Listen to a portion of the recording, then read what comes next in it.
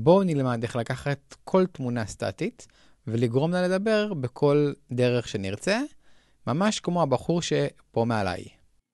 משעשע אותי שנדב חושב שיש לו שיער טוב משלי. ברוכים הבאים למדריך ליפסינג עם הדרה. אז הדרה זאת מערכת שמאפשרת לנו לייצר מתמונה וידאו שהוא גם עם ליפסינג.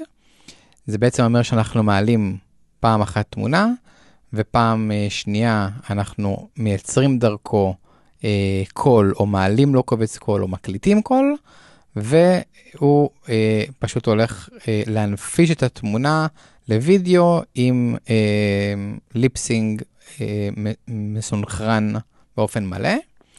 אז הדבר הראשון שאנחנו עושים זה מעלים תמונה, אנחנו רואים שיש לנו פה את האופציה של image frame, אפשר או להעלות תמונה, או capture, ממש לצלם, או create, כי יש לו גם בעצם text to image מודול שאפשר לעבוד איתו.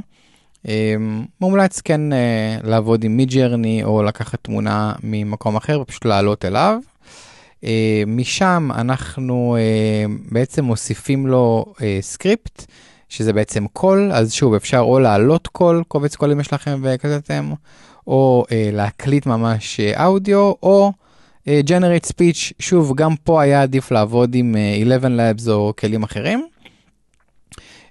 אני בחרתי באופציה של record אודיו, ואני לוחץ, מקליט את האודיו שלי, כשסיימתי אני יכול לשמוע מה הקלטתי, להקליט מחדש, וכשאני מרוצה, add to video.